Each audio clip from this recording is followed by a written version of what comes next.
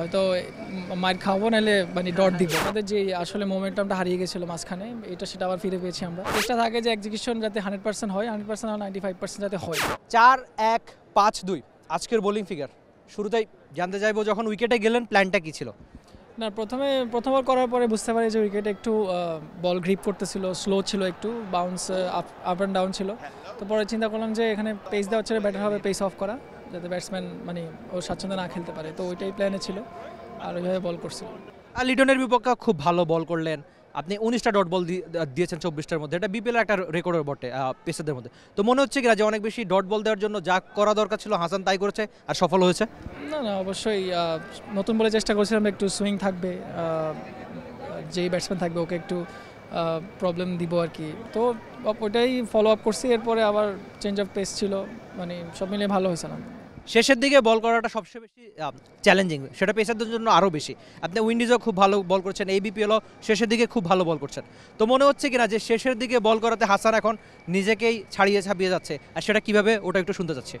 না, আমার সবচেয়ে ভালো লাগে শেষের দিকে বোলিং করাটা, আমি এনজয় করি। ব্যাটসম্যানের যখন মানে দুজনেই চ্যালেঞ্জ থাকে, হয়তো মার খাবো, নাহলে মানে ডট দিব, মানে দুইটাই কন্ডিশন থাকে। তো ওই সিচুয়েশনে বল করে খুবই ভালো লাগে, যখন দলকে জিতাই বা ভালো একটা ওভার দেই দলের জন্য, ডট নিয়ে আসি বেশি বেশি করে। তো ওইটাই চেষ্টা থাকে আর কি।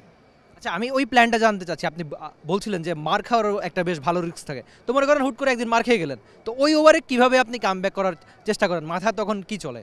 না, ধরতে গেলে ধরেন 3-4টা বল যদি ডট দেই, অবশ্যই 2-একটা বল খারাপ হইতে পারে, 6টা বল আবার এক জায়গায় নাও পড়তে পারে। বাট চেষ্টা থাকে যে এক্সিকিউশন যাতে 100% হয়, 100% হয় 95% যাতে হয়। তো সেটা আবার যাতে আমার ফিল্ড প্লেসমেন্ট ঠিক থাকে, ওই দিকেই যাতে মারে, বা যেদিকে চেষ্টা রাখি বল করার ওইদিকে যাতে করে। তো ওই প্ল্যানে থাকি। আর বিপিএলের জার্নিটা আপনাদের বেশ ভালোভাবে গেছে, মাঝখানে একটু খারাপ সময় যাচ্ছিল, আপনারা খুব ক্লোজ কিছু ম্যাচ হেরেছেন 7-8 রানে, এর জন্য একটু পিছিয়ে গেছেন। তো এখন তো লাস্ট দুটো ম্যাচ দারুণভাবে জিতে মনে হচ্ছে কিনা ঘুরে দাঁড়িয়েছেন, দলের অবস্থা একটু শুনতে যাচ্ছি। এখন আলহামদুলিল্লাহ আমাদের যে আসলে মোমেন্টামটা হারিয়ে গেছিলো মাঝখানে, সেটা আবার ফিরে পেয়েছি আমরা। এখন চেষ্টা থাকবে এটা কীভাবে কন্টিনিউ করা যায়। কোয়ালিফাই আমরা ভালো একটা শুরু করতে চাই আবার নতুন করে। তো সবার জন্য বেস্ট অফ লাক দিব এটাই। আর আপনি নিজে লক্ষ্মীপুরের কিন্তু খেলছেন খুলনার হয়ে, খুলনার ফ্যানদের জন্য যদি কিছু বলার থাকে। না, অবশ্যই তারা আমাদেরকে সাপোর্ট করতেছে, মাঠে আসতেছে, আমাদেরকে নিয়মিত দলের জন্য দোয়া করতেছে সবাই। আমি আশা করব তারা সব সময় আমাদের জন্য দোয়া করে এবং মাঠে এসে আমাদেরকে সাপোর্ট করে। শেষ প্রশ্ন, পরে আবার পাই কিনা জানি না, এই জন্যই বলে রাখছি, মানে চ্যাম্পিয়ন্স ট্রফিতে হাসানের ইন্ডিভিজুয়াল টার্গেটটা কি থাকবে? না, অবশ্যই এখন তো যা হয়েছে, অসুবিধা নাই।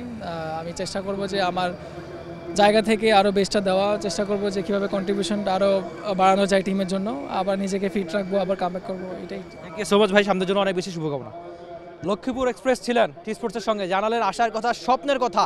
আজকে দারুণ বল করছেন, 24টা বলের মধ্যে 19টা ডট বল, 4 ওভারে খরচা, মাত্র 5টা রান। এই দারুণ বোলিং হাসান সামনেও করতে চান বাংলাদেশের জার্সিতে, চ্যাম্পিয়ন্স ট্রফিতে। পারবে কি Hasan Mahmud? Rifat Emil, T Sports, Dhaka. Bangladesh premier league 2025, 7টি দলের জমজমাট লড়াইয়ে মাতবে পুরো দেশ। দেখতে চোখ রাখুন টি স্পোর্টস নেটওয়ার্কে।